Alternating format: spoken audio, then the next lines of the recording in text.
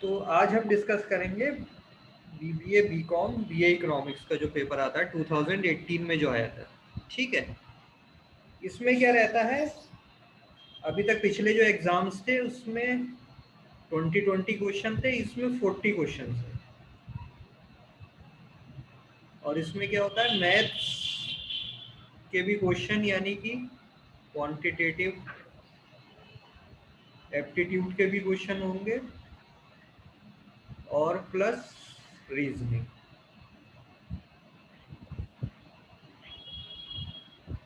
तो जो कि बीए सोशियोलॉजी या उसका प्लान कर रहे हैं देने का, उनके लिए मेन ये है रीजनिंग वाला पोर्शन।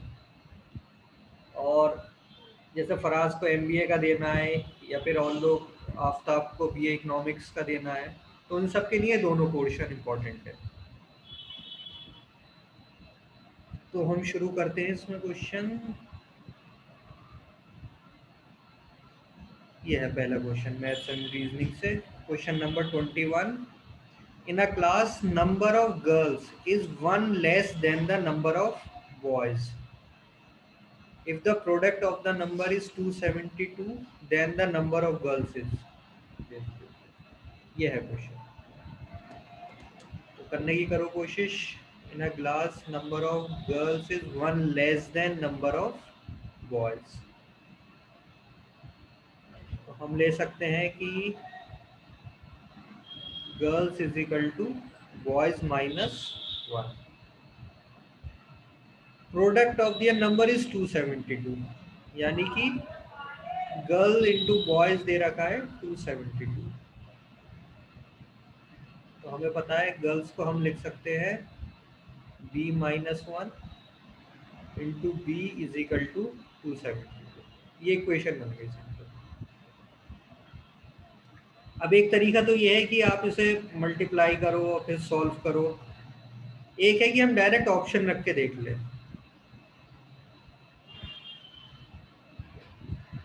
ठीक, तो क्या पूछा है इसमें, number of girls is,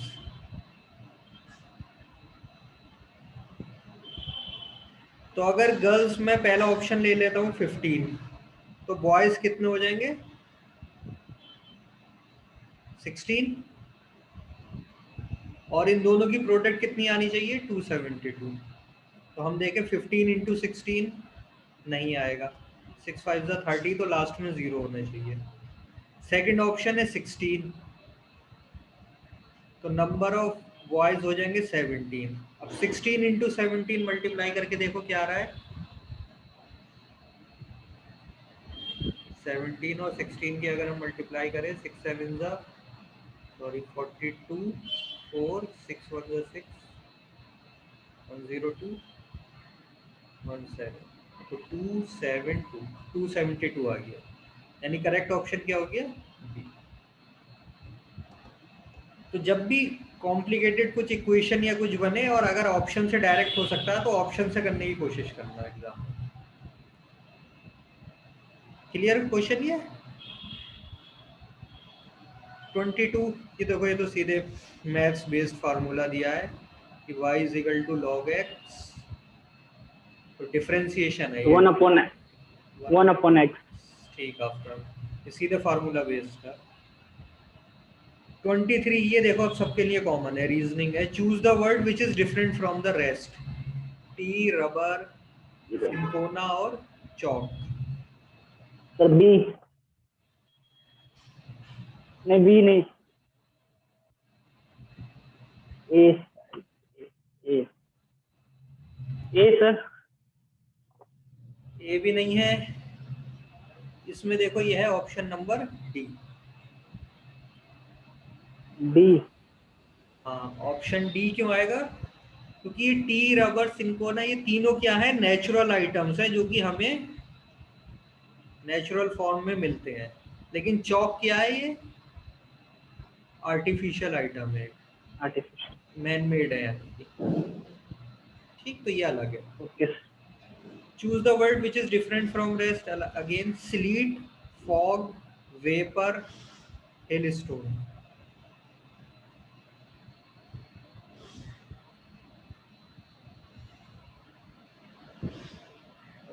A sleet नहीं है।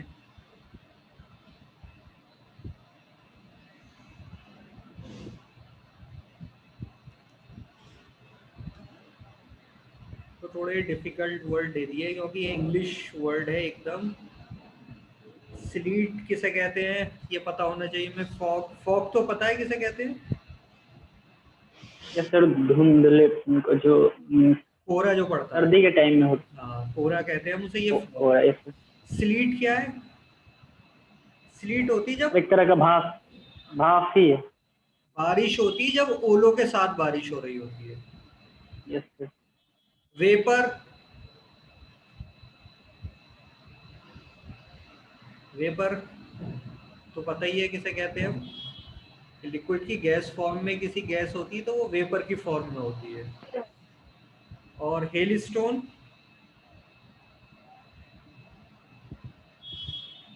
हेलस्टोन भी क्या होता है?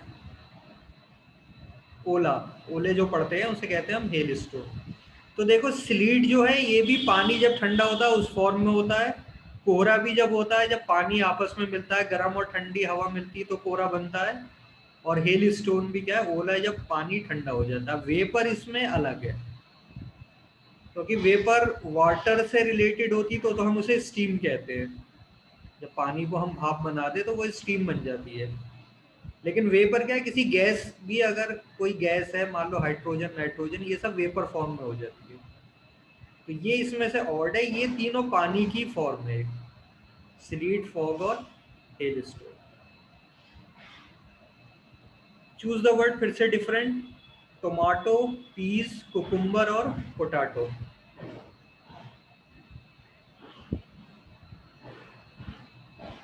क्या आंसर आया? 25A।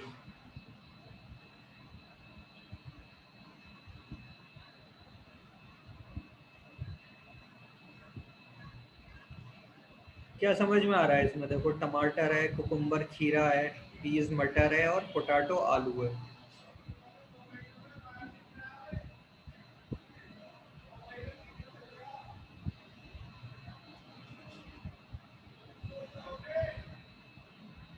कुछ भी समझ में नहीं आ रहा? क्या अलग हो सकता है?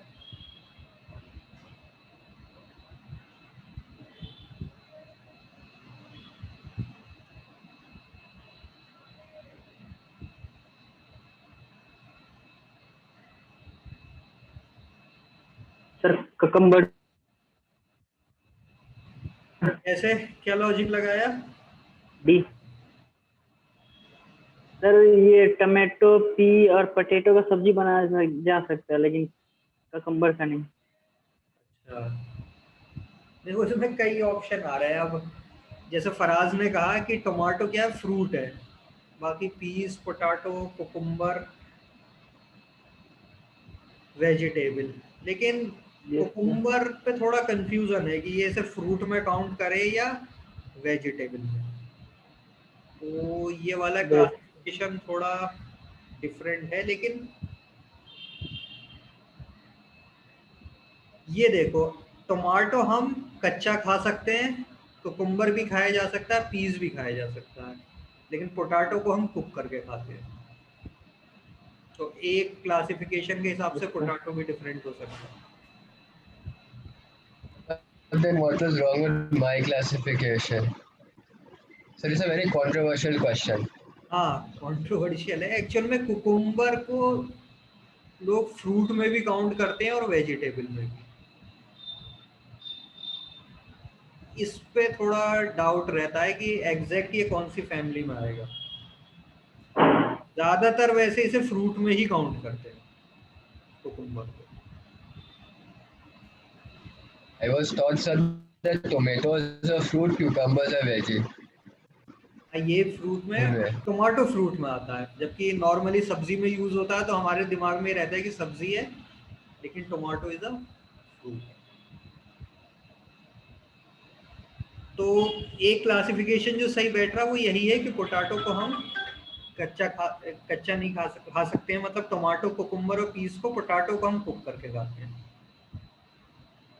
चलो क्वेश्चन 26, इसमें कौन सा डिफरेंट है?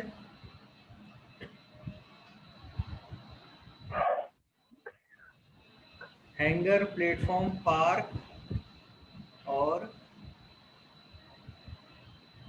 डॉक।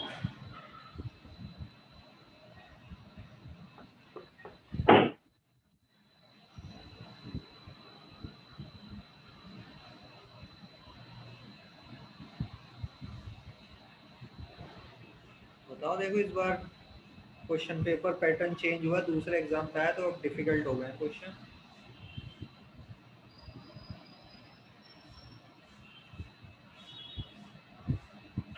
देखो प्लेटफॉर्म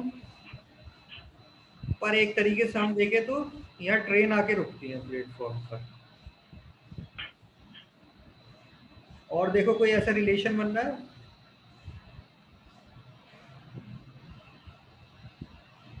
हैंगर पे क्या होता है?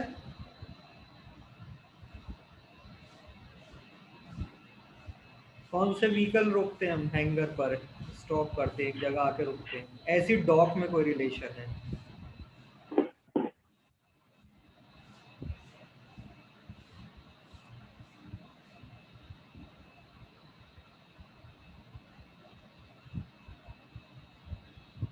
इसमें पार्क ऐसी जगह है जहां पे लोग घूमने जाते हैं, ये कोई व्हीकल के स्टॉप होने की जगह नहीं है। But isn't hanger where you put your clothes and all?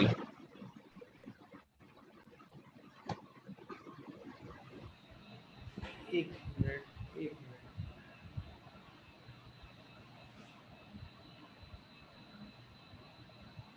ओहो, इसमें यहाँ स्पेलिंग गड़बड़ हो गई है। देखो हैंगर जो ये इन्होंने स्पेलिंग लिख दिया है इसमें पेपर में, इसका मतलब ये है जिसपे हम क्लोथ्स हैंग करते हैं, ठीक है। एक हैंगर होता है HANGAR। हैंगर वो प्लेस होती है जहां पर हम एयरक्राफ्ट को पार्क करते हैं, पार्क करके रखते हैं एयरक्राफ्ट को, तो वो प्लेस कहलाता है हैंगर। HANGAR, मतलब यहाँ ए आएगा इस वक्त। ये टाइपिंग में गड़बड़ हो गई, हैंगर की जगह ये वाली स्पेलिंग होगी। तो यहाँ पर एयरक्राफ्ट को पार्क करते हैं हम। But like imagine, sorry sir, but like air if you're giving the exam and this kind of mistake happens, even in the exam, हाँ, मिस्टेक होती है तो वो फिर यूनिवर्सिटी की जो ऑफिशियल की जब डिक्लेयर होती है तो उसमें उन्हें मेंशन करना होता है कि ये क्वेश्चन हमारा गड़बड़ हो गया था, तो वो फिर उसमें जनरल मार्किंग होती है हर एक के लिए। मतलब किसी ने भी सी लगाया, बी लगाया या ए कुछ भी लगा दिया तो वो फिर सबको ही मार्क्स दिए जाते हैं उसके। okay. ठीक, तो ये प्लेटफॉर्म ट्रेन के लिए हो गया, डॉक हमारा कार्स के लिए हो गया। तो इसमें जो अलग है वो पार्क है। नेक्स्ट है odd man out from the series in question below. अब सीरीज में से बताने 3, 5, 11, 14, 17, 21।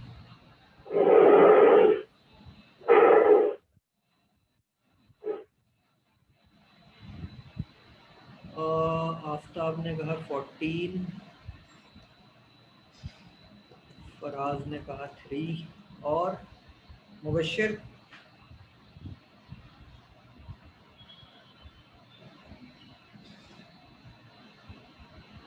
मुबश्शिर क्या लग रहा है ये बताइए। तो सबके लिए अब जनरल है, सारे एंट्रेंस में आते हैं क्वेश्चन। 3, 3 किस बेस पे कहा है? मुबश्शिर फराज दोनों ने 3 बताया।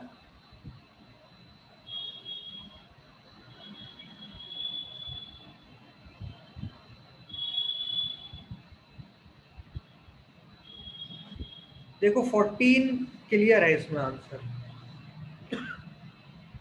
देखो 3, 5, 11, 17, 21 सब क्या है? Odd numbers. 14 सिर्फ इसमें ऐसा था जो कि क्या था? इवन।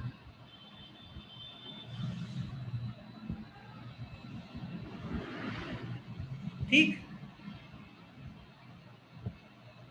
नेक्स्ट बताओ, ये है 28, 1 4 9 16 20 36 49।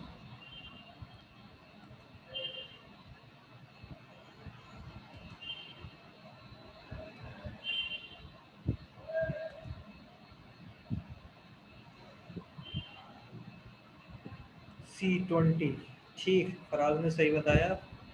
आफ्ताब मुबश्शिर,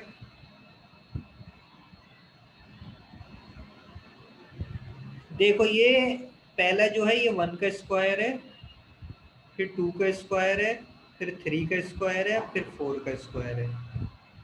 तो ये जहाँ 20 लिखा है यहाँ 25 होना चाहिए था, 5 का स्क्वायर, फिर 6 का स्क्वायर है और फिर 7 का।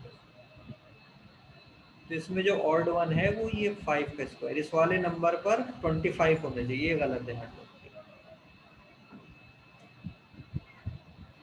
How come the option is 120? क्या फराज? Option is written 120 है. Like the हाँ, 120 is C20 not तो in the खैर हो ही नहीं series. सकता, ये तो ऑप्शन में कहीं दिख भी नहीं रहा है।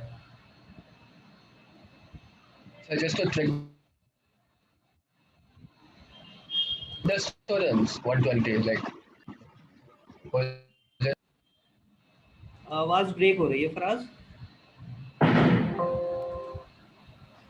Sir, I'm saying option 120, is it deliberate or is it a mistake?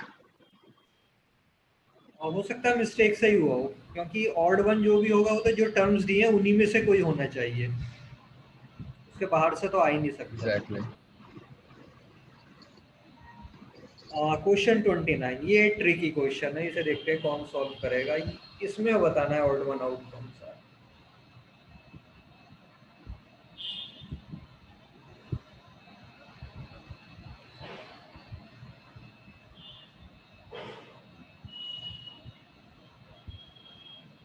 Aftab 427, good, 427 बिल्कुल सही आंसर।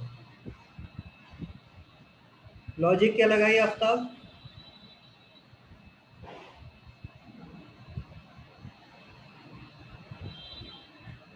कैसे आया 427 ऑड?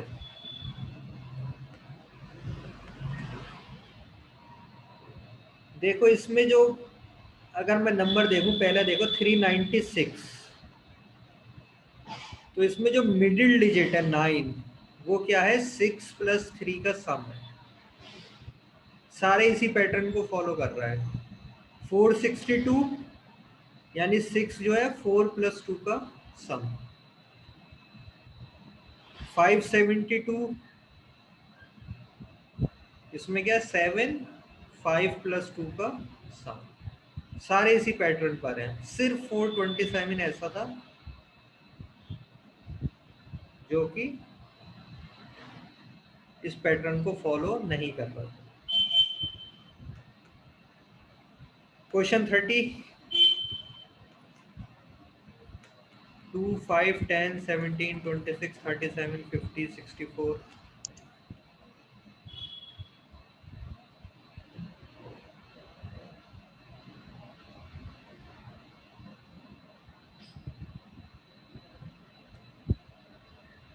करो, इतने ट्राई करो इसे।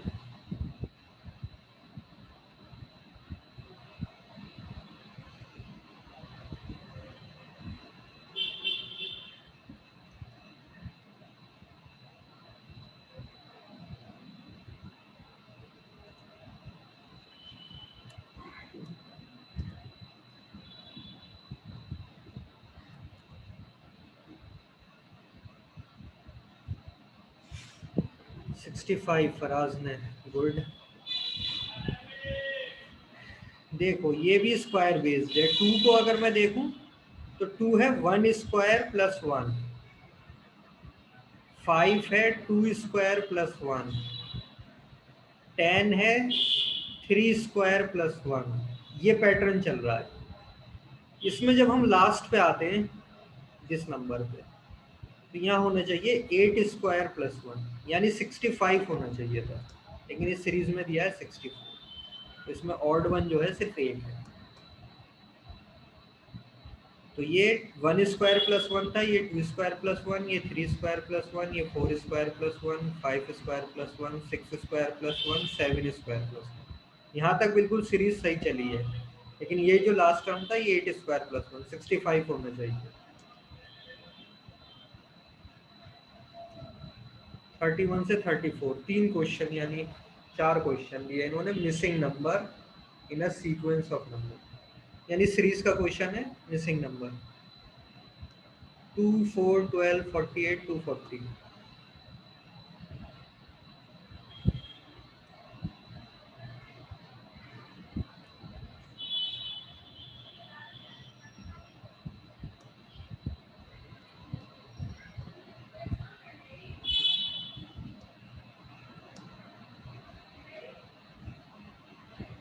फराज ने बताया ऑप्शन ए।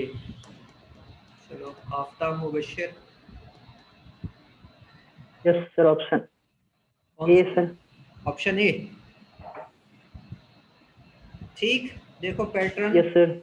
2 के बाद 4 है, यानी 2 इंटू 2 हो जाएगा 4, 4 के बाद 12 है, तो 4 इंटू 3 ये हो जाएगा 12, और 12 इंटू 4 हो जाएगा 48, 48 इंटू 5 हो जाएगा 240, यानी इस नंबर को जो भी मल्टीप्लाई होकर आया हमें 6 से मल्टीप्लाई करना पड़ेगा, यानी पहले 2 से किया, फिर 3 से, फिर 4 से, फिर 5 से, और फिर 6, ये हो जाएगा 1440।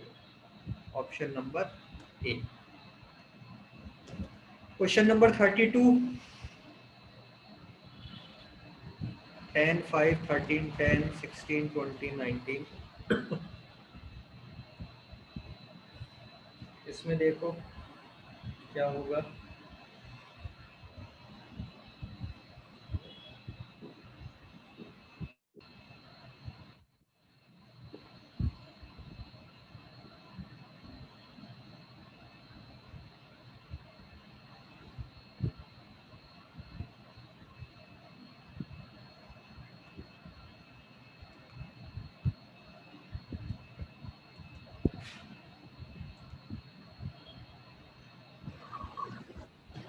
Sir, I'm not able to see the question. अ, ये स्क्रीन आ रही है, नाम लिखा हुआ है ना, Yes, sir. Questions not coming. फिर से कर देंगे।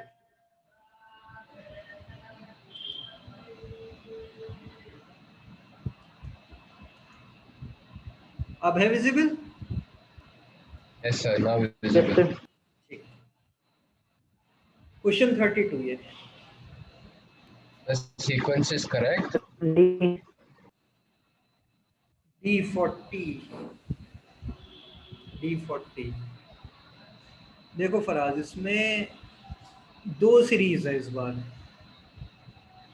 10, 10 के बाद 13, फिर 16, फिर 19।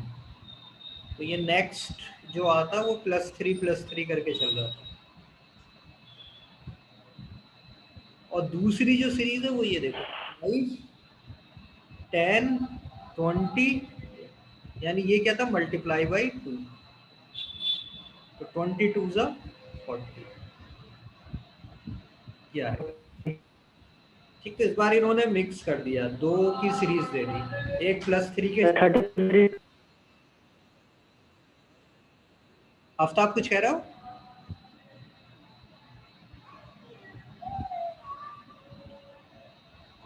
और 33 34 ये देखो, ये रिपीटेड ही है, सोशियोलॉजी और उसके पेपर में भी तुमने किया था, ये क्वेश्चन बार बार रिपीट हो रहा है।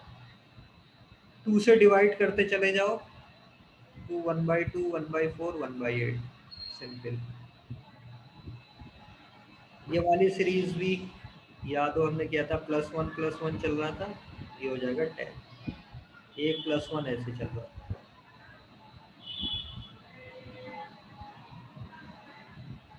10 रिपीटेड थे आए। क्वेश्चन 35, अब ये थोड़ा देखो मैथमेटिक्स बेस्ड है। 35 में दिया है polynomial which when divided by this gives a quotient this and remainder. तो ये थ्योरम होती है dividend is equal to divisor into quotient plus remainder which when divided, remainder. इससे डिवाइड किया यानी ये डिवीजर है हमारा, तो minus x square plus x minus one into quotient, quotient ये है एक्स माइनस टू और रिमाइंडर है 3। तो जो नंबर होगा यानी जो पॉलिनोमियल जिसे डिवाइड किया वो इसके बराबर होता है डिवाइजर इंटू क्वोशंट प्लस 3। तो सीधे इनकी मल्टीप्लाई करनी है बस, minus x cube plus x square minus x minus minus हो जाएगा plus 2x square minus 2x plus 2 और लास्ट में था प्लस 3। तो इसे आप सिंप्लीफाई कर लो, देखो क्या आ रहा है, minus x cube plus 3x square minus 3x plus 5। Option है ये,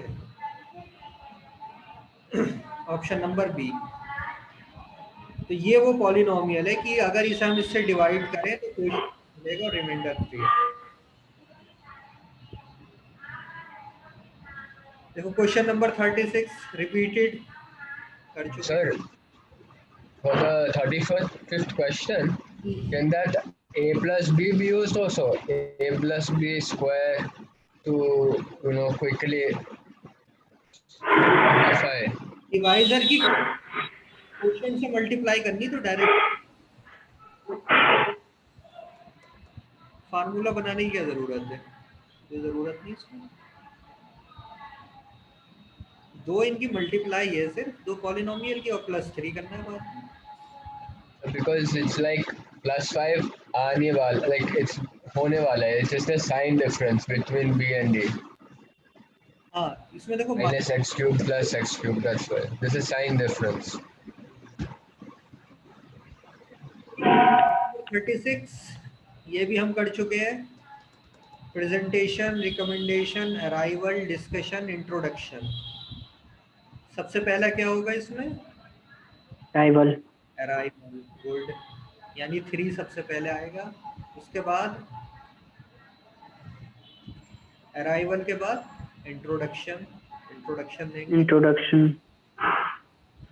फिर प्रेजेंटेशन स्टार्ट होगी, डिस्कस।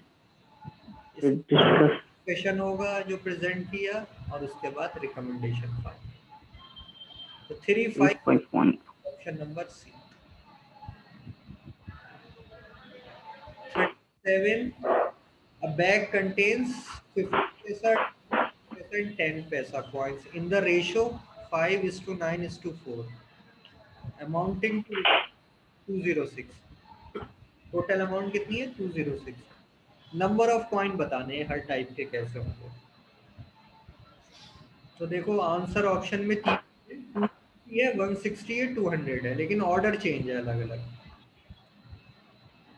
तो हम इसमें करते हैं, क्या करेंगे कि 50 पैसा कॉइन है, 25 पैसे की कॉइन है और 10 पैसे की कॉइन। किस रेशो में है 5:9:4। ठीक, तो हमने ये मान लेते हैं अभी 50 पैसे की कॉइन 5 है, 25 की 9 है और 10 पैसे की कितनी 4। तो ये कितना अमाउंट बना, तो देखो 50 पैसा मतलब हो गया 0.5 इंटू 5 प्लस 0.25 25 पैसा इंटू 9 प्लस 0.10 इंटू 4। ये टोटल मिलके कितनी अमाउंट हो रही है 2.50 प्लस 2.25 प्लस 0.40।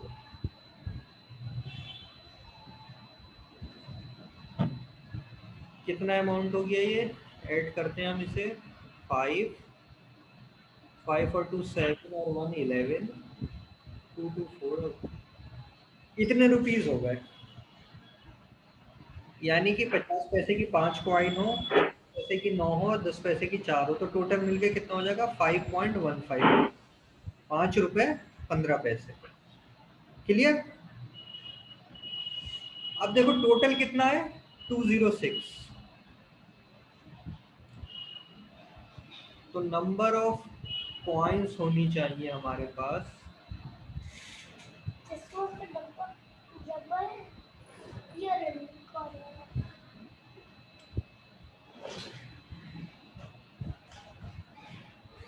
कितनी हो जाएंगी 206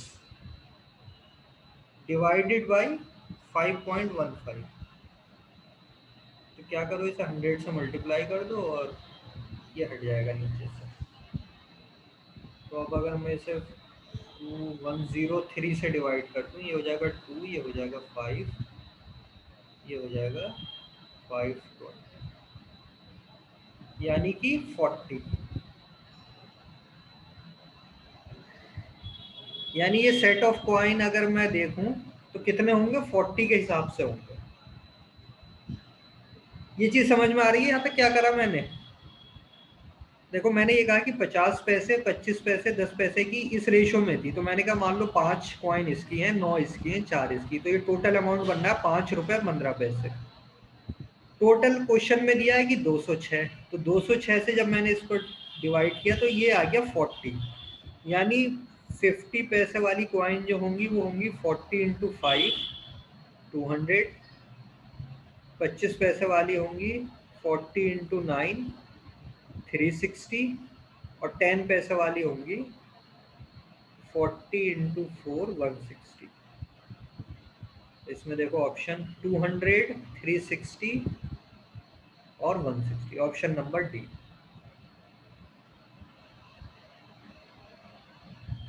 ये क्लियर है या कुछ कंफ्यूजन है तो पूछ लो इसमें।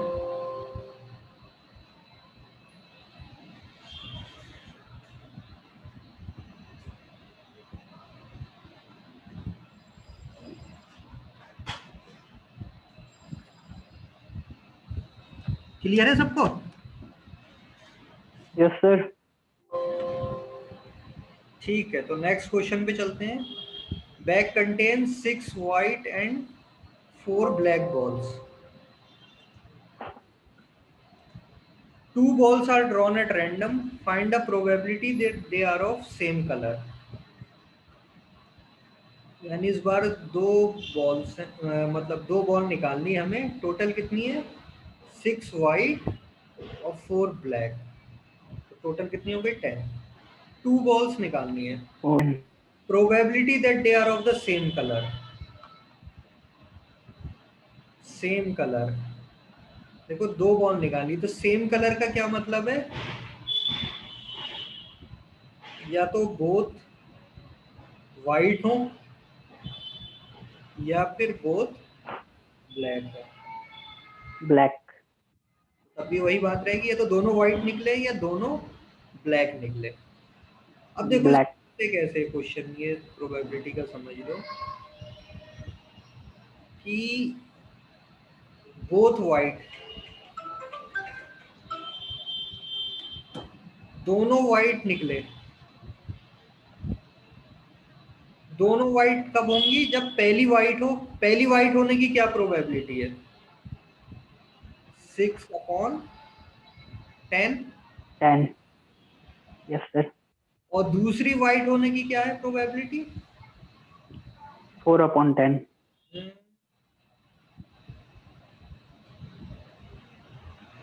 देखो 5। वाइट निकल गई तो अब वाइट कितनी बची 5। 6 थी ना। 5।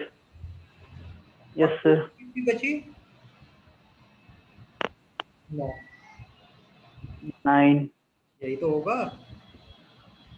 प्लस देखो जब सर ब्लैक बॉल निकाल रहे हैं ना हम। क्या ब्लैक बॉल निकाल रहे हैं ना हम लोग। ब्लैक नहीं पहले 5/9 जो लिखे आप। White white. पहले वाइट। ओके। पूरी क्लास।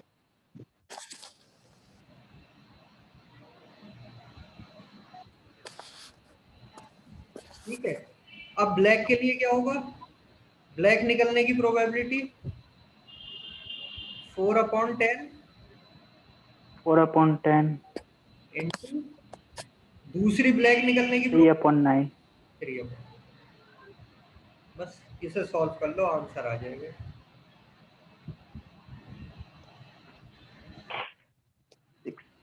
ये हो गया 30 प्लस 12, 42/90। किससे कैंसिल हो रहा है देख लेते हैं हम। ये 2 से कर देते हैं पहले, तो ये हो जाएगा 21/45। 3 से हो जाएगा 7/50। तो आंसर हमारा क्या है, बी ऑप्शन, 7/50। ठीक, तो देखो यहाँ हमने एंड और वाला रूल लगाया। बोथ वाइट का मतलब है first white and second white. तो जब दोनों वाइट होंगे तो बीच में एंड की जगह क्या आ जाएगा, मल्टीप्लाई। बोथ ब्लैक का मतलब था फर्स्ट ब्लैक सेकंड ब्लैक, इसलिए ये मल्टीप्लाई साइन। और था, और ये plus sign.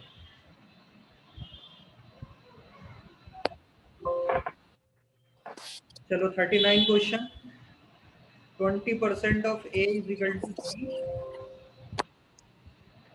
then B% of 20 is same as। Percentage का क्वेश्चन है। 20% of A is equal to B, then B% of 20।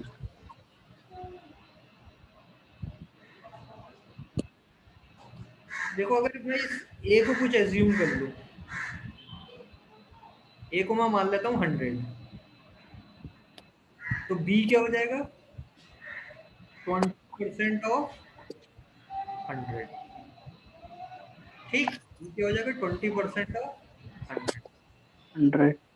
20% of 100 मतलब 20/100 इंटू 100, कितना आ गया, 20। तो A की वैल्यू अगर 100 है तो B की वैल्यू कितनी हो गई, 20। ठीक, अब नेक्स्ट क्या कह रहा है, then B% of 20, B% of 20, यानी 20% ऑफ 20।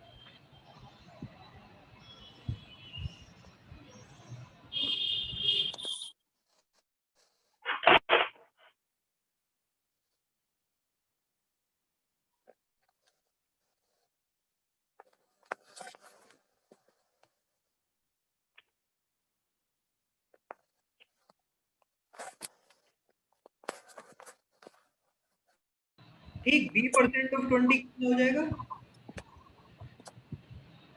20/100 इंटू 20। 0 से 0 दोनों कट गए, कितना आ गया, 4। 4. यानी B% ऑफ 20 जो उसने कहा था वो हो गया 4।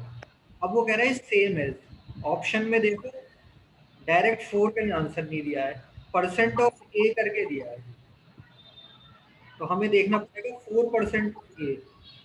ऑप्शन ए देखें हम, 4% ऑफ ए कितना था, 100, तो 4% ऑफ 100 हो गया 4, यानी ऑप्शन ए मैच कर रहा है। Option A is correct.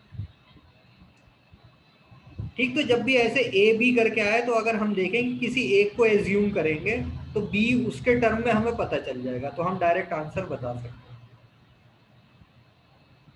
Clear.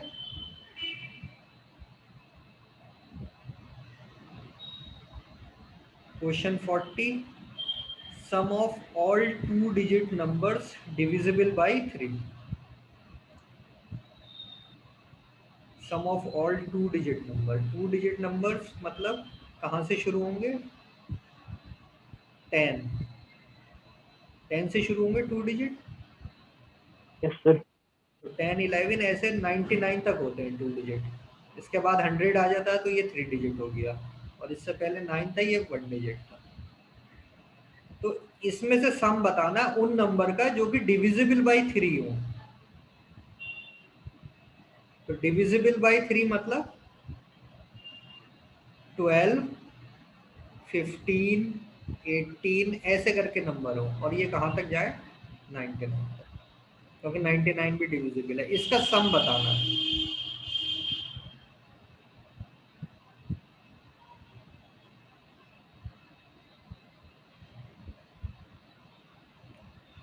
ठीक है, गुड, फराज ने सही बताया।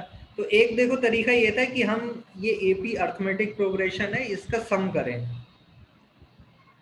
अर्थमेटिक प्रोग्रेशन का होता है, देखो, sum is equal to n/2 2a plus n-1d, ये फार्मूला होता है।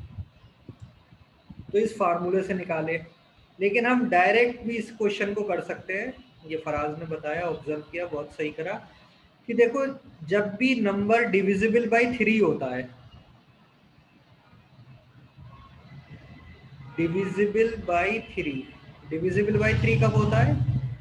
जब सम ऑफ ऑल डिजिट्स, यानी जितनी भी डिजिट्स हैं उनका सम करें, sum of all digits is divisible by 3, यानी 3 से उस सारी डिजिट का सम चाहिए, वो 3 से डिविजिबल हो, तो वो पूरा नंबर भी 3 से डिविजिबल कहलाता है। अगर हम इसमें ऑप्शन देखें, देखो ऑप्शन सी, 6 + 1 7, 7 3 से डिविजिबल नहीं है, तो ये आंसर नहीं हो सकता। 2008, 8 और 2 10, ये भी नहीं होगा। 6 और 5 11, और 5 16, और 1 17, ये भी नहीं होगा।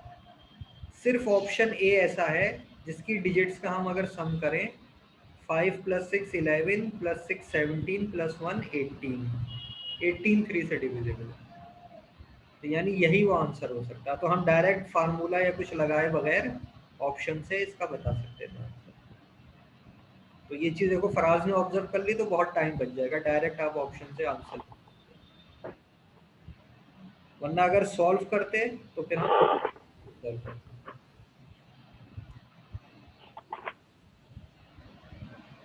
चलो अब रीजनिंग क्वेश्चन है, सिमिलर रिलेशन पर बेस्ड है, सिमिलर वर्ड्स या रिलेशनशिप इसमें है।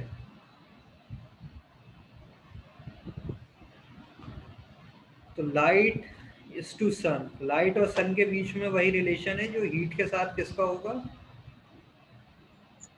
Fire. fire, good, Fire. Fire. Sunlight देता है, ऐसी फायर से क्या निकलती? हीट। 42, 42 देखो बहुत ट्रिकी क्वेश्चन है, मतलब इस एग्जाम का सबसे ट्रिकी क्वेश्चन यही है। देखो डायरेक्ट जो हमें अगर रिलेशन समझ में आ रही, देखो जो भी कॉमन रिलेशन थी वो सारे उसमें ऑप्शन में से कोई भी नहीं दिया हमें। जैसे 3 और 10, तो हम ये कह सकते थे कि 3 टाइम्स करो और +1 कर दो तो 10 आ जाएगा। तो वही चीज़ में अगर 8 के साथ करता तो 25 आता, लेकिन 25 ऑप्शन में कहीं नहीं है। दूसरी रिलेशन में ये बनाने की कोशिश करता है कि जैसे 3 था तो 3 का स्क्वायर करो और +1 कर दो तो 10 आ जाएगा। तो 8 का स्क्वायर +1 करता तो 65 आता, लेकिन ये रिलेशन भी कहीं नहीं है।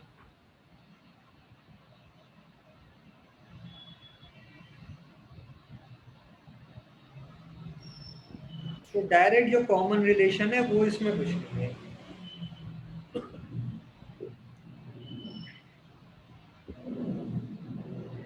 इसमें देखो बहुत ट्रिकी रिलेशन थी। इसमें ये था कि 3 के लिए जो उसने यूज किया, उसने 3 को ये कहा कि 2 स्क्वायर, यानी कि 3 - 1 मैं कर दूं +1, तो ये इक्वल टू हो जाएगा 3 के। ठीक, और 3 सॉरी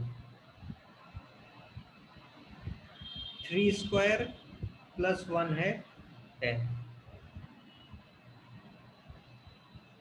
एक मिनट,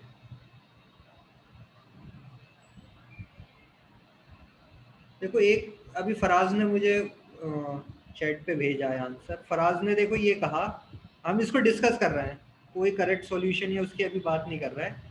फराज ने ये कहा है कि 3 + 7 जो है वो 10 है,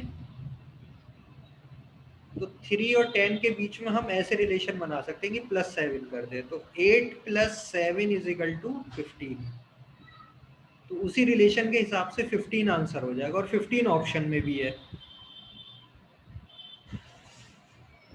ठीक, तो 15 इसका करेक्ट आंसर हो सकता है। लेकिन इस क्वेश्चन को मैंने भी नेट पे काफ़ी सर्च किया था, तो वहाँ जो उन्होंने रिलेशन दिया था वो इस तरीके से दिया था कि देखो 3 के लिए लिखा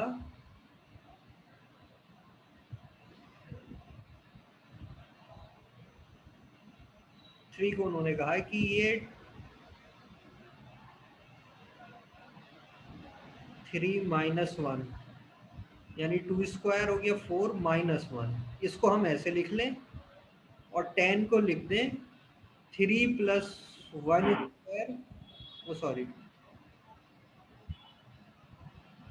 3 के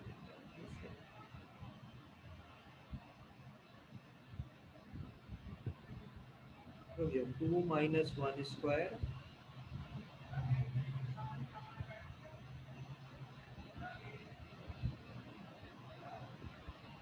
हम्म, 3 + 1, कुछ गड़बड़ हो रही है बार बार।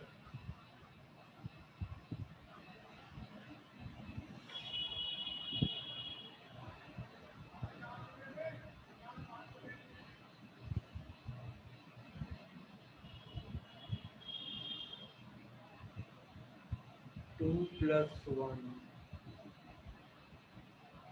ठीक है, हम ऐसे ही करते हैं, फिर रहने देते हैं उस रिलेशन को, क्योंकि वो बहुत कॉम्प्लिकेटेड थी। तो हम डी इसमें आंसर 15 ही लेते हैं। Let's say, suppose even let me you found the answer. Mine is also my thing is also correct. So this is another controversial question. नहीं, वही मैं देख रहा हूँ, क्योंकि मैंने इसे नेट पे काफ़ी सर्च किया, तो वो जो रिलेशन बनी थी उसके हिसाब से उन्होंने 17 आंसर दे रखा था। उन्होंने देखो ये कहा कि 8 को हम लिख रहे हैं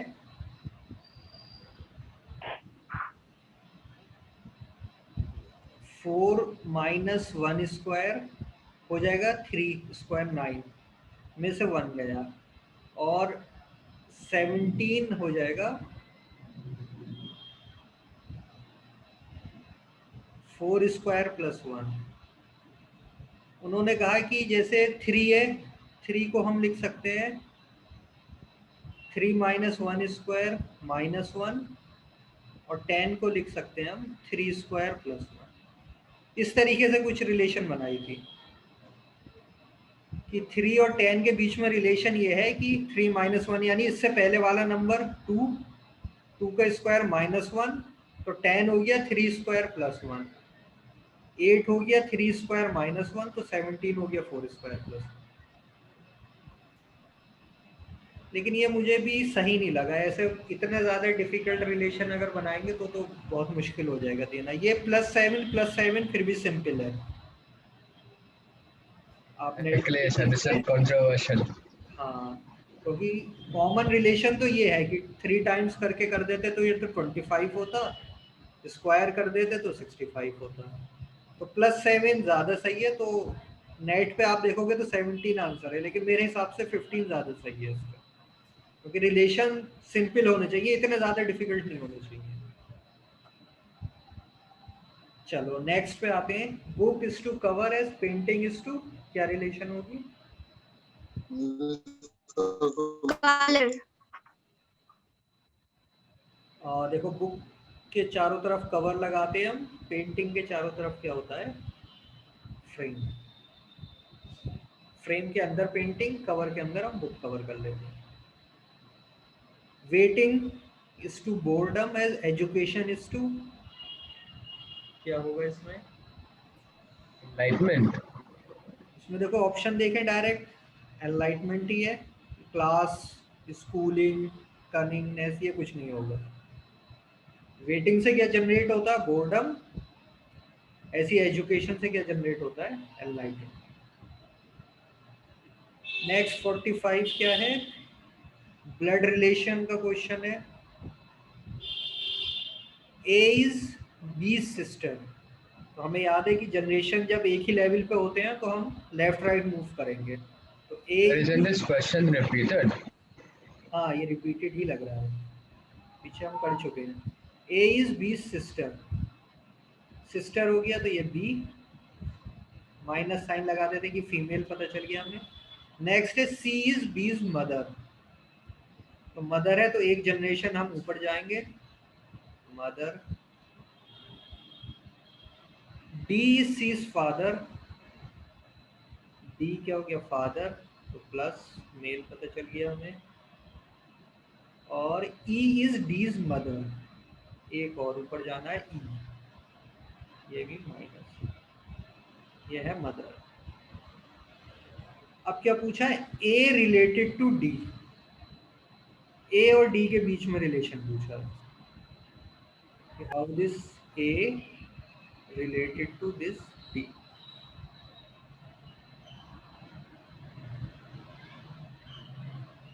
तो हम क्या लिखेंगे, A is of D। A related to D पूछा तो ऐसे सेंटेंस पूरा करना हमें, A इज ऑफ D। तो क्या होगा इसमें से ऑप्शन, ग्रैंडफादर तो हो नहीं सकता, डॉटर भी नहीं हो सकता क्योंकि डॉटर के लिए ये वाली जनरेशन होती है, ग्रैंड मदर भी नहीं होगा, मदर तो ऊपर जाता, सिर्फ क्या बचा, ग्रैंड डॉटर। तो A is grand daughter of, ठीक है रिपीटेड था ये भी question. Question number 46, two cards are drawn at random from the pack of 52 cards. What is the probability that either both are black or both are green?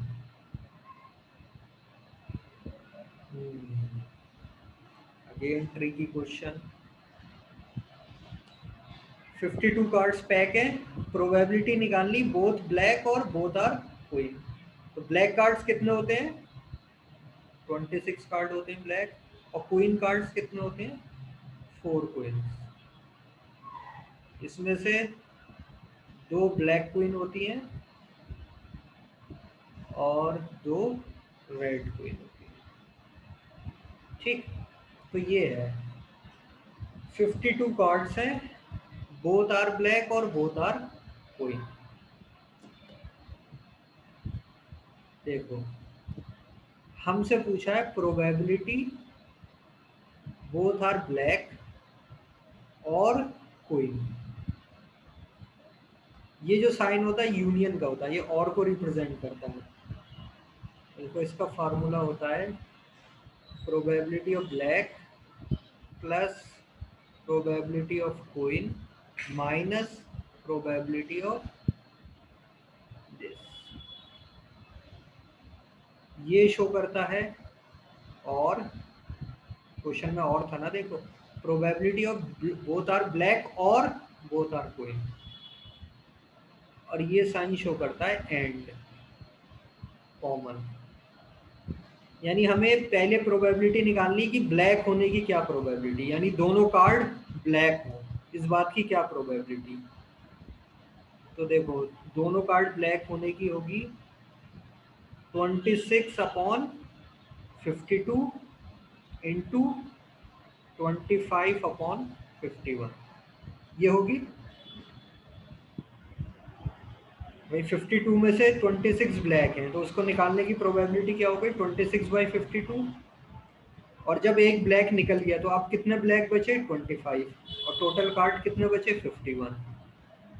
तो next black card निकालने की probability हो गई 25/51 plus queen निकालने की, दोनों queen हो तो पहली क्वीन आने की प्रोबेबिलिटी क्या है, कितनी क्वीन थी, देखो 4/52 इंटू, जब एक क्वीन निकल गई तो अब कितनी बची, 3, और टोटल कार्ड कितने बचे, 50। ये प्रोबेबिलिटी हो गई क्वीन निकालने की। लेकिन इसमें से माइनस करना पड़ेगा कॉमन केस, यानी ब्लैक भी हो और क्वीन भी हो, यानी ऐसे कितने केस हैं, 2। तो ये हमें इसमें से माइनस करना है। ये हमें आंसर देगा, ये कैलकुलेशन है इसकी। कैलकुलेशन थोड़ा सिंपल कर लें, इसे हम कर देते हैं 13/26, ये हो जाएगा 2/26, ये हो जाएगा 1/26। ज़्यादा सिंप्लीफाई इसलिए नहीं करा कि अब मैं इसे कॉमन ले लूँगा सब में से। 26 इंटू 51 ये कॉमन, तो ये बचा 13 इंटू 25 प्लस 2 इंटू 3 हो गया 6 और माइनस 1। 13 इंटू 25 हो गया 25 4 ज़ा 100 और 4 3 ज़ा 12 300। 325 प्लस 5 ये हो गया 330/26 इंटू 51। 3 से हम काटें तो 110, ये हो गया 17 और 2 से इसे काटेंगे तो ये हो गया 55 और ये हो गया 30।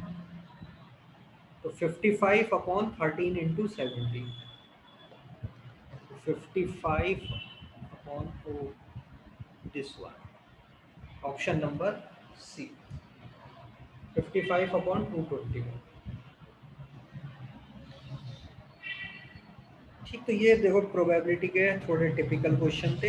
यहाँ और लगा हुआ था, और के लिए ये होता है बी यूनियन क्यू। बी से हम ब्लैक रिप्रेजेंट कर रहे हैं, क्यू से क्वीन। इसका फार्मूला ये होता है प्रोबेबिलिटी ऑफ ब्लैक निकालो, प्रोबेबिलिटी ऑफ क्वीन निकालो और माइनस कर दो जब दोनों कॉमन हो जाए। तो ब्लैक निकालने की ये हो गई, क्वीन की इतनी हो गई। कॉमन वाले केस थे ये 2 ब्लैक क्वीन, यानी ब्लैक कार्ड भी थे और वो क्वीन भी थी, ऐसे 2 केसेस होते हैं। तो वो 2 आने की प्रोबेबिलिटी माइनस की हमने, तो this will be the answer 55/221। Question 47। Sir, I have doubt Faraz पूछो। in that, sir. So it was, sir, it was union because it was asking or. हाँ, If it was intersection, then what will happen? B intersection Q. तो देखो So formula question, what will the question be like? ये general formula है, A union B, तो probability of A, probability of B minus probability of A intersection. हमसे ये पूछा था तो हमने ये निकाल के आंसर ले लिया। अगर डायरेक्ट ये पूछा होता सिर्फ दिस वन, यानी सिर्फ ये वाला पार्ट, तुम ये कह रहे हो कि सिर्फ ये पूछा होता, Yes. ये तो हम डायरेक्ट निकाल सकते थे। ये जो हमने लास्ट में लिखा था 2/52 इंटू 1/51, यही आंसर हो जाता। यानी क्वेश्चन में फिर ये होता कि what is the probability that both cards are black and queen, and लगता तो ब्लैक भी हो और क्वीन भी हो। तो ऐसे कितने केसेस थे हमें पता, 2 ही होते हैं सिर्फ। Okay. एक क्लब की क्वीन होती है और एक स्पेड की। तो 2 होता तो 2 की प्रोबेबिलिटी हमें पता थी कि पहला कार्ड निकलने की ब्लैक क्वीन की 2/52 और सेकंड कार्ड निकलने की 1/51। एंड है तो मल्टीप्लाई हो जाता और आंसर ठीक और था, इसीलिए हमें ये करना पड़ा। एंड पे तो डायरेक्ट आ जाता। नेक्स्ट पर आते हैं। अब ये पजल की फॉर्म में है। Read the given information carefully to answer. 8 boxes A, B, C, D, W, X, Y, Z are stacked above one another. More than one box is kept between A and B. तो अब हमें बनाना पड़ेगा इसमें। Question यहाँ खत्म हो गया। 8 boxes, 1 above, 1 2 3 4 5 6 7 8। ठीक, 1 2 3 4। This is an arrangement question, right? हाँ, Basically. हाँ पजल की फॉर्म में है, डायरेक्ट अरेंजमेंट नहीं है, थोड़ा सोचना पड़ेगा तुम्हें इसमें ज़्यादा। Eventually, it is arrangement. Okay. More than one box is kept between A and B. देखो ए और बी के बीच में एक से ज्यादा बॉक्स है, लेकिन तुम्हें ये नहीं दिया कि ए ऊपर है या बी नीचे है, ऐसा कुछ नहीं दिया। तो देखो हम ये मान सकते हैं कि मान लो यहाँ पर ए और बी है और एक गैप छोड़ के मोर देन वन, यानी कम से कम 2 बॉक्स तो होंगे, तो यहाँ पर हम ए भी रख सकते हैं। ठीक। सेकंड केस ये हो सकता है कि अगर हम ए भी यहाँ रखें और बीच में 3 बॉक्स रखने की कोशिश करें।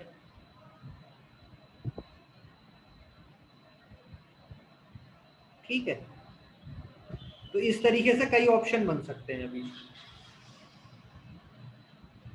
तो हम इसके साथ अगली इंफॉर्मेशन को और यूज करते हैं, देखते हैं हम। As many boxes are kept between B and W as between A and B, यानी बी एंड डब्ल्यू के बीच में भी उतने ही बॉक्स होंगे जितने ए और बी के बीच में होंगे, और ए और बी के बीच में मोर देन 1 बॉक्स होगा। तो यहाँ तक तो हमें अब क्लियर हो गया। इन 2 इंफॉर्मेशन की वजह से हम अब आराम से बना सकते हैं।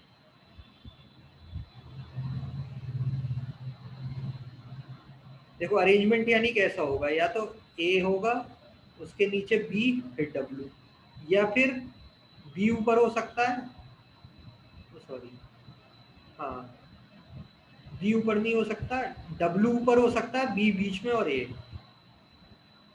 तो ए डब्ल्यू की पोजीशन अभी हमें क्लियर नहीं है, तो हम ये मान लेते हैं कि ए और डब्ल्यू एक साथ लिखा। मोर देन 1 बॉक्स यानी कि एटलीस्ट 2 बॉक्स, फिर बी और उतनी ही फिर नीचे।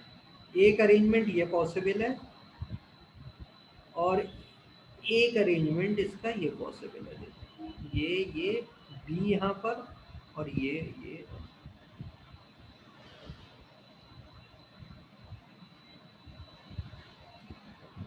यहाँ तक देखो क्लियर हुआ या कुछ कंफ्यूजन है? देखो 2 अरेंजमेंट मैंने कहा कि सिर्फ ये 2 अरेंजमेंट पॉसिबल है। More than 1 box is kept between A and B, A और बी के बीच में एक से ज्यादा बॉक्स होंगे, तो मैंने 2 से शुरू किया। और फिर कहा है कि बी और डब्ल्यू के बीच में भी उतने ही बॉक्स होंगे जितने ए और बी के बीच में होंगे। तो यानी हमें समझ में आ गया कि ए और डब्ल्यू दोनों अलग तरफ होंगे, बीच में क्या होगा, बी। तो इसके 2 अरेंजमेंट पॉसिबल हुए, ये और ये।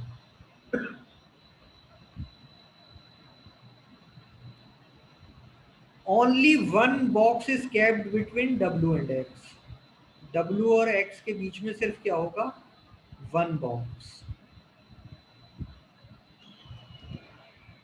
यानी जहां भी डब्ल्यू है, डब्ल्यू और एक्स के बीच में सिर्फ 1 बॉक्स।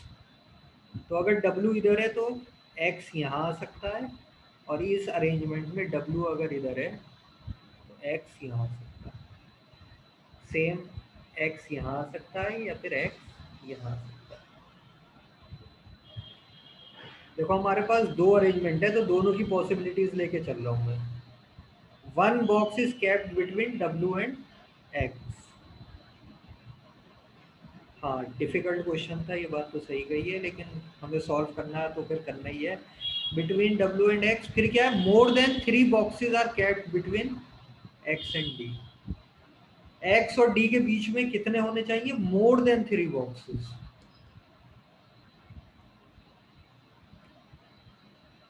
X and D. अब देखो अगर एक्स में इधर दूं तो इस साइड डी तो हो नहीं सकता। 1 2 3, मोर देन 3, यहाँ पर तो डब्ल्यू और ए है, तो एक पॉसिबिलिटी है कि डी इधर हो लास्ट में, अगर एक्स यहाँ पर है। More than 3 boxes are kept between X and D. 1 2 3, इधर डब्ल्यू आ गया, ये होगा। अगर एक्स इधर दूं तो मोर देन 3, 1 2 3, इस साइड हो नहीं सकता और इस साइड भी नहीं हो सकता, यानी एक्स की पॉसिबिलिटी यहाँ तो खत्म हो गई, एक्स इधर नहीं होगा। ऐसी इस केस में देखें तो 1 2 3 4 डी यहाँ हो सकता है, और अगर एक्स में इधर लूँ तो 1 2 3 से ज़्यादा है। हाँ अनम फातिमा कुछ कह रही हैं? अनम,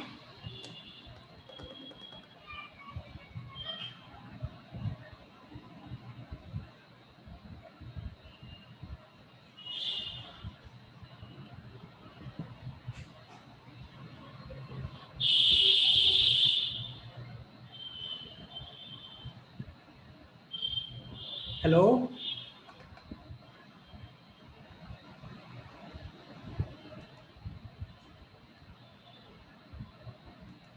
ठीक है, ये आ गया।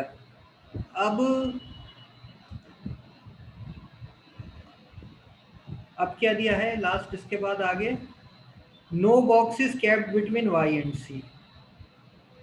वाई और सी के बीच में सिर्फ दो बॉक्सेस हैं।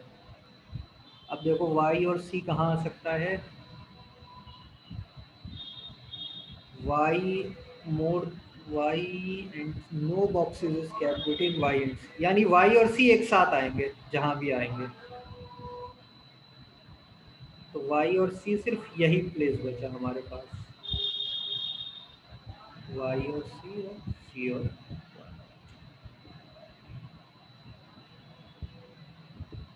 Only two boxes kept between C and Z. C और जेड के बीच में सिर्फ दो बॉक्सेस आएंगे। तो सी और जेड, ये देखो सी ओनली टू बॉक्सेस, यानी एक दो तो नहीं हो सकता। सी अगर हम यहाँ लें एक दो, तो यहाँ जेड हो सकता है, यानी सी आएगा यहाँ पर। सी यहाँ होगा तो वाई यहाँ पर हो जाएगा। ये हमारा अरेंजमेंट बन रहा है, two boxes between C and Z. Z यहाँ हो गया तो सी यहाँ, ये कैंसिल, जब सी यहाँ पर तो वाई, ये cancel. C is kept at one of the position above Z, यानी सी हमेशा जेड के ऊपर आएगा। तो इस केस में देखो सी जेड के नीचे है, इस केस में सी जेड के ऊपर है, यानी हमारा जो सही अरेंजमेंट है वो ये है। ये वाला अरेंजमेंट हमारा सही नहीं है। तो ये देखो डिफिकल्ट क्वेश्चन था, एग्जाम में हो सकता है कि 40 क्वेश्चन या 20 रीजनिंग के उसमें से एक दो कुछ डिफिकल्ट हो, तो आपको ये आइडेंटिफाई करना है कि डिफिकल्ट है तो उसे हम स्किप कर दें, बाकी और क्वेश्चन करें। तो ये अरेंजमेंट आ गया हमारा डी, और देखो ए और डब्ल्यू के बीच में भी एक रिलेशन थी, B and W as A and B one kept between W and X. W और एक्स के बीच में एक ही होगा, तो डब्ल्यू यहाँ पर होगा हमारा और ए ये। तो D A Y C D X Z W, ये अरेंजमेंट हमारा फाइनल है। तो डिफिकल्ट क्वेश्चन है इंडीड ये जरूर। तो आपको आइडेंटिफाई करना है कि इस क्वेश्चन को पहले अटेम्प्ट मत करो, पहले जो आसान क्वेश्चन हो सबसे पहले वही करने हैं। अब आंसर देख लेते हैं इस पे, simple. Given arrangement D is related to A, D और ए के बीच में कुछ रिलेशन है, same way X is related to Z, same pattern C is related to, तो सी के साथ कौन सा हो जाएगा, बी, यानी उसके जो नीचे वाला बॉक्स है वो दिया है रिलेशन में, तो इसका तो हो जाएगा B. Which one of the following depicts the position of box Y with respect to box W? Y और W के बीच में क्या रिलेशन है, immediately before W, fifth above W, दो बार टाइप हो गया, immediately before W तो नहीं है, fifth above W, 1 2 3 4 5, good, option number B.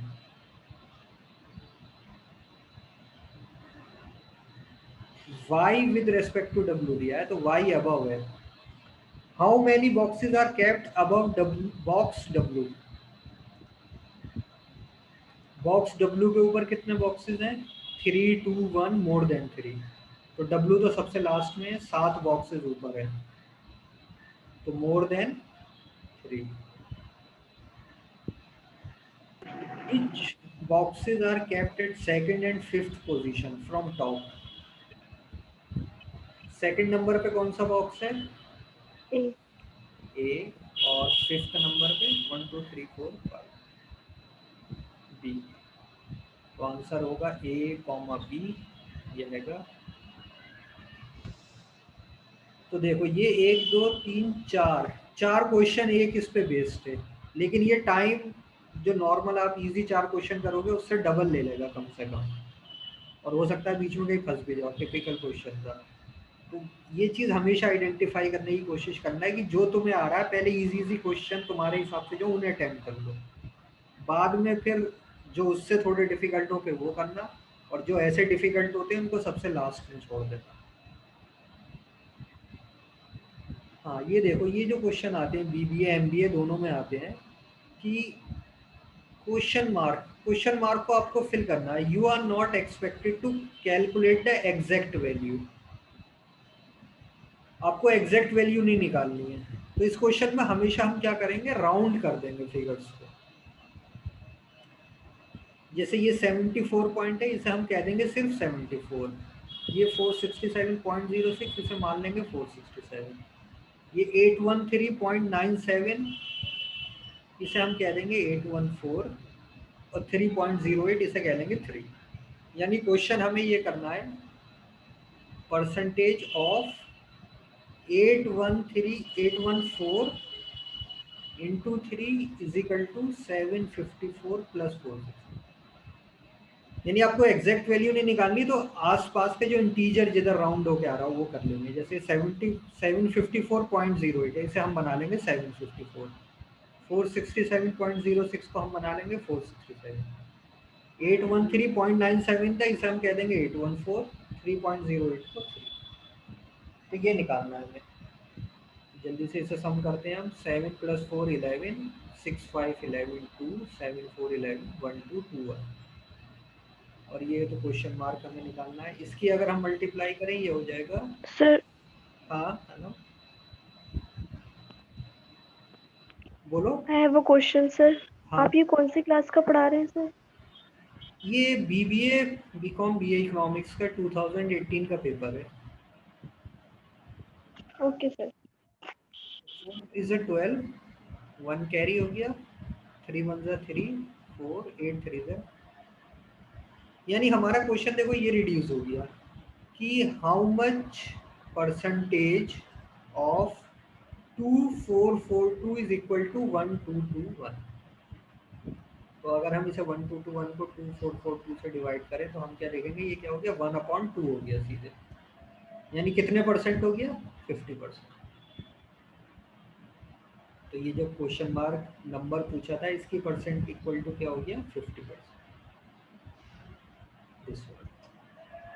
तो ऐसे जब भी क्वेश्चन आएंगे एग्जैक्ट वैल्यू नहीं पूछी, इंटीजर बना लो उसे राउंड करके और करते चले जाओ।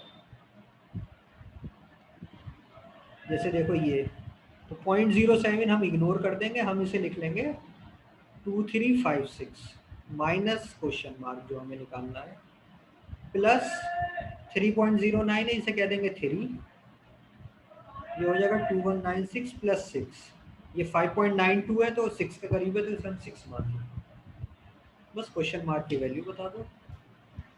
Sir, when we are rounding the numbers, it has to be like the same integer. Like for example, I will round all in unit digit place. Not like, for example, in 2356.07, I'm like 23.1. Then in 3.09, I put +3. तुम्हें सिर्फ integer बनाना है। देखो 0.50 से बड़ा अगर है decimal में तो हम नेक्स्ट इंटीजर में +1 कर देंगे, इससे कम है तो उसे इग्नोर कर देंगे। जैसे 0.07 है, डेसिमल पे फोकस करो सिर्फ, तो 0.5 से कम है ये 0.50 से, तो इसे हम सिर्फ 2356 लिख लेंगे। 0.07 is more than 0.5. 0.50 50। Okay. जैसे ये 92 है, 0.92, तो ये 0.50 से बड़ा है, यानी ये 50 है, 92 है समझो, तो इसे 6 कर देंगे। बस अभी से सिंपल एडिशन सब्ट्रैक्शन है। ये हो जाएगा 2196 प्लस 6, 3 इधर आके हो जाएगा माइनस, और ये -2356 माइनस के साथ क्वेश्चन मार्क। कितना आ रहा है? 2196 प्लस 6 -3 यानी +3, 2199 -2356, ये हो जाएगा 219 200 357 -357, इधर भी माइनस था तो माइनस से माइनस हट जाएगा 357, सॉरी 157। Option number D. सिर्फ राउंडिंग करके फिर हमें जो नॉर्मल मैथमेटिकल ऑपरेशन होते हैं वो इस बार ये दिया है, यानी कि कोई अननोन नंबर है उसका square plus this minus this into this is equal to this. तो इस क्वेश्चन मार्क को मैं चलो एक्स मान लेता हूँ जैसे, तो ये समझो x square plus 142 minus 22 into 7 is equal to 277, ये इक्वेशन बन गई। अब हमें मैथमेटिकल ऑपरेशन में पता होना चाहिए कि हम क्या रूल फॉलो करते हैं। बॉड मास करते हैं हमेशा, पहले ब्रैकेट ओपन, फिर डिवीजन, डिवीजन कहीं है नहीं अभी, देन मल्टीप्लिकेशन। तो पहले हम करेंगे मल्टीप्लाई, तो ये हो जाएगा x square plus 142 minus 22 into 7, 7 two ज़ा 14, 14 154 इज इक्वल टू 277। तो ये हो गया x square minus 12 is equal to 277, x square is equal to 289। तो एक्स की वैल्यू कितनी होगी? 289 किसका स्क्वायर है?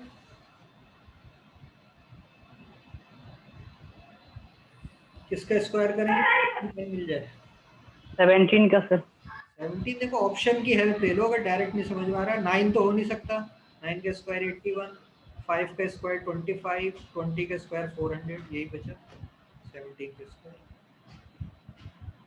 चलो नेक्स्ट पे आते हैं। ये क्या अरेंजमेंट का क्वेश्चन है, जम्बल्ड पार्ट ऑफ सेंटेंस है, उन्हें अरेंज करना है। You required to rearrange the jumbled part of sentence. तो ही सेड दैट से शुरू हो रहा है ये। अ स्मॉल कॉलेज, ये पी है, हेड HAD होगा, had rather go to this not studying at all instead of. Correct sequence क्या होना चाहिए? सीक्वेंस बताना है क्या ये?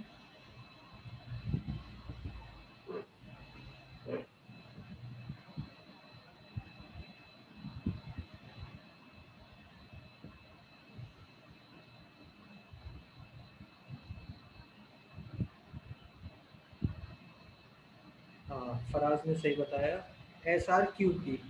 एस देखो instead of not studying at all, instead he said that instead of not studying at all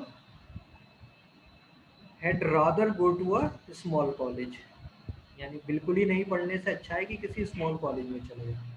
तो ये जो सेंटेंस दिया, तो पहले आएगा S, फिर R, फिर Q, फिर P, यानी रिवर्स ऑर्डर है बिल्कुल।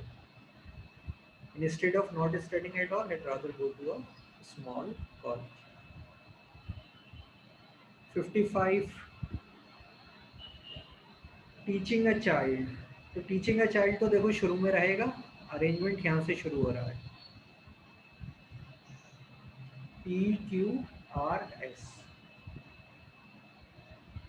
क्या बन सकता है? देखो teaching a child,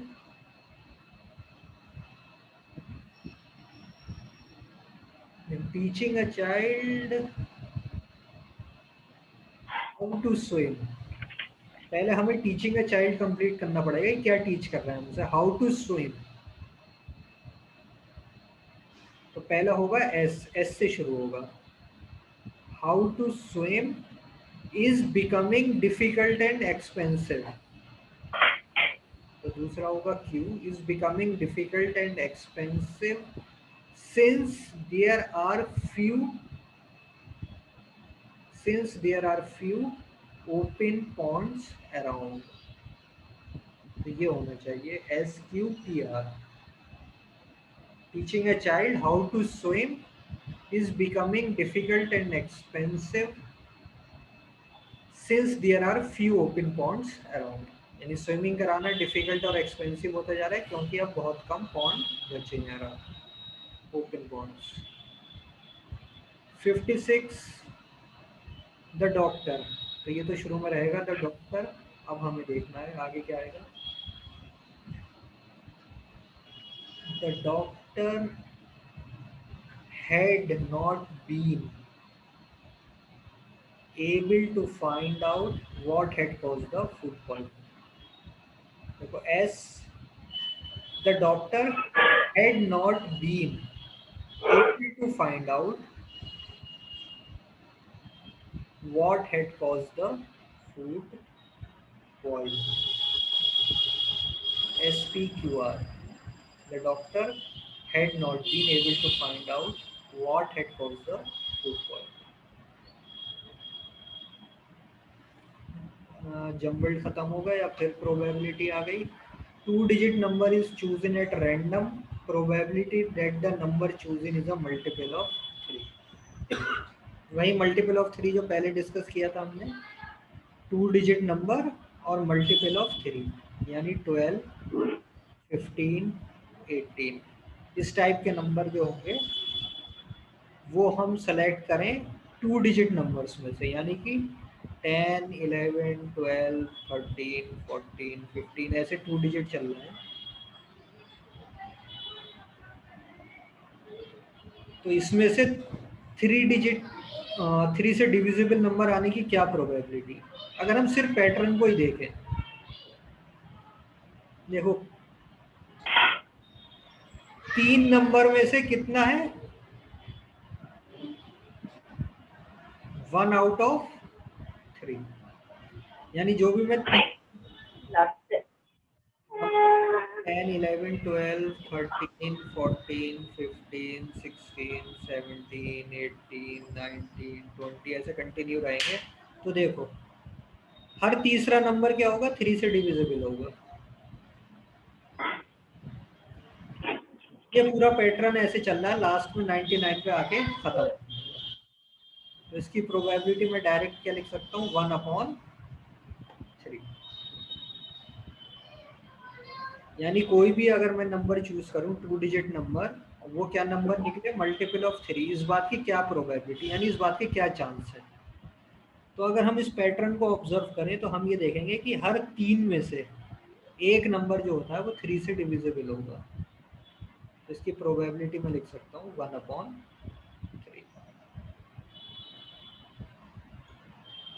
58 probability of a non leap year has 53 Sundays. ये तो बहुत बार कराया है। क्या आंसर होगा इसका, non leap year has 53 Sundays. Faraz, Aftab, Mubashir class में डिस्कस किए कई बार।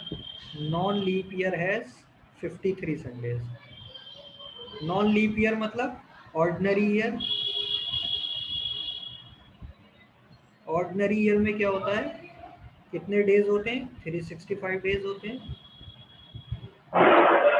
7 से डिवाइड कर हमें मिलेगा 52 वीक्स प्लस 1 डे। यानी किसी ऑर्डिनरी ईयर में, यानी नॉन लीप ईयर में क्या होगा, 52 वीक्स होंगे और प्लस 1 डे एक्स्ट्रा होगा। तो 52 वीक्स में तो 52 संडेज हमारे श्योर हो गए कि 52 संडेज तो होंगे ही होंगे। अब मेन आता है इस 1 डे पे। ये 1 डे जो एक दिन बचा, ये संडे हो, इस बात की क्या प्रोबेबिलिटी है, इस बात की प्रोबेबिलिटी है 1/7। क्योंकि ये दिन 7 डेज ऑफ अ वीक, यानी वीक के 7 दिन में से कोई सा भी दिन हो सकता है किसी भी ईयर में। मंडे भी हो सकता है, ट्यूसडे भी हो सकता है, थर्सडे भी हो सकता है, फ्राइडे भी, संडे भी। तो संडे होने की प्रोबेबिलिटी हो जाएगी 1/7। टोटल 7 हो सकते हैं डेज, और जो हमें चाहिए संडे वो सिर्फ एक डेज है। तो इसका आंसर हो जाएगा डायरेक्ट 1/7। करे थे क्लास में। और अगर लीप ईयर पूछता तो लीप ईयर में 366 डेज होते हैं, यानी हमें मिलते हैं 52 वीक्स प्लस 2 डेज। तो इसमें जो प्रोबेबिलिटी होती है वो होती है 2/7 अगर लीप ईयर होता तो, और नॉन लीप ईयर कह रहा है तो 1/7। तो डायरेक्ट याद रख लो, वहाँ पे टाइम बचे ताकि। 59 फिर प्रोबेबिलिटी पर है। A box contain 90 cards, number from 1 to 90। यानी एक बॉक्स है, उस पर कार्ड है, कार्ड पे नंबर लिख रखे हैं 1 2 3 4 5 ऐसे कंटिन्यू 89 to 90 तक। 1 कार्ड निकालें तो इस बात की क्या प्रोबेबिलिटी कि उस पर प्राइम नंबर हो लेस देन 23। तो 23 से लेस प्राइम नंबर कहाँ से शुरू होते हैं? 1 काउंट होता है प्राइम नंबर में या नहीं?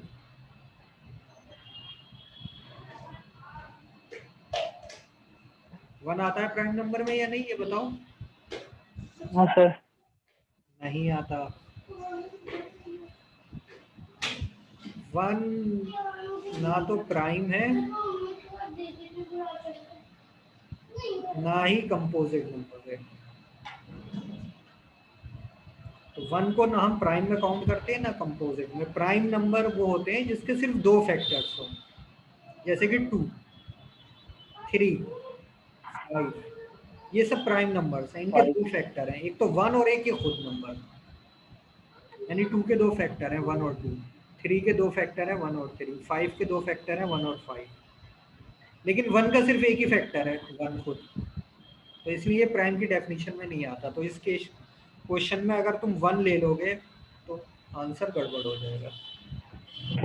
तो प्राइम के बचे देखो 2 3 5 7 8 9 नहीं है, 10 नहीं है, 11 13 15 भी नहीं है, 7 13 के बाद 17 फिर 19, यही होंगे प्राइम नंबर्स। तो कितने हो गए? 1 2 3 4 5 6 7 8। तो प्रोबेबिलिटी क्या हो जाएगी? 8 अपॉन टोटल कार्ड्स कितने हैं? 19। 8 अपॉन 90 यानी 4 upon 45। Option number C. Last question reasoning का, if the arithmetic mean is 10 then x। Simple question है, मीन दिया है, मीन हमें पता है क्या होता है, सारे नंबर को प्लस कर दो,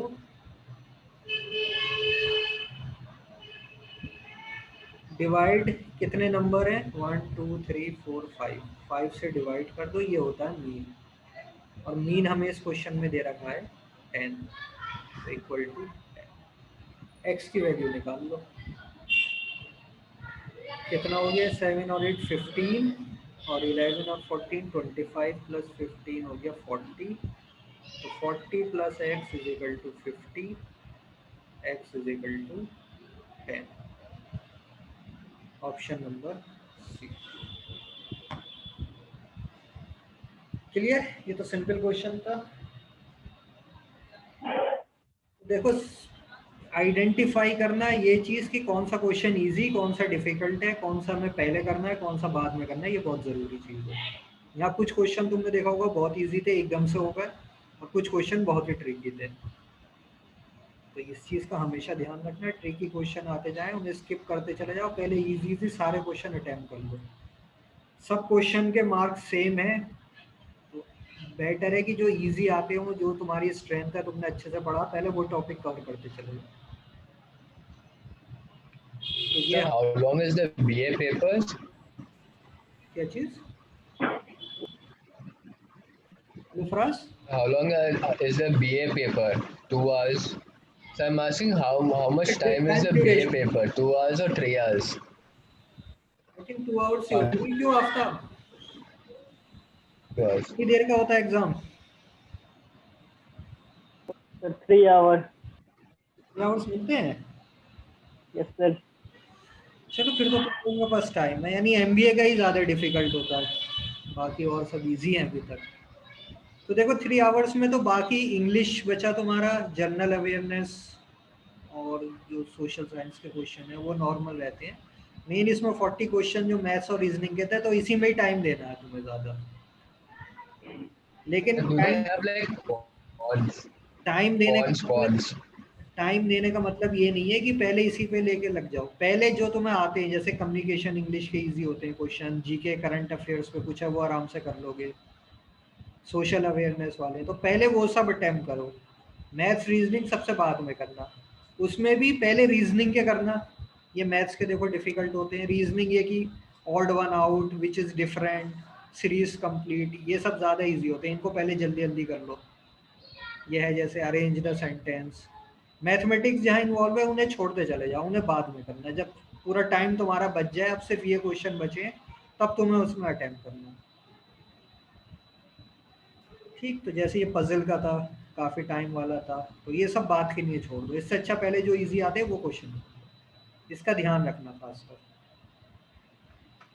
Is it like maths and econ? B this one, this paper. Like cons, like what I have in my MBA paper. Is there cons in BA economics? Combine करके आते हैं, maths plus reasoning. Or is it like what you just showed right now? What we practiced, that maths and reasoning mixed? Is it like that only? हाँ, इसी तरीके से। तो ये तो बहुत आसान है। चलो भाई, तुम्हें तो एमबीए देना, तुम उस पर फोकस रखो। Then next class, can we do cons instead? नहीं, Like नेक्स्ट क्लास you- में हम इसी का बीए इकोनॉमिक्स का 2019 का पेपर डिस्कस करेंगे। उसके बाद फिर तुम्हारे एमबीए वाले शुरू होंगे। जो MBA है ना, can we just do cons instead? Like reasoning is so. I'll kind of I like first cons and उसके लिए then बाद में देख reasoning. लेंगे, एक बार बात कर लेंगे, ठीक है फरज? Oh sir, class over. हाँ, आज की फिर So- क्लास होगा, तो नेक्स्ट में So हम I just want to ask. So I want to ask, like, I have some doubts, and I think I would like to have a class. So when are you free? ये तो तुम्हें When is एक बार ma'am can I से बात schedule it? करना। Suppose like Saturday, Sunday, what time? ठीक है, वो I एक is बार बात convenient. कर लेंगे, एक बार बात कर लेंगे, ठीक है? ठीक है, फिर आज की क्लास है। अस्सलाम वालेकुम सर। वालेकुम सलाम।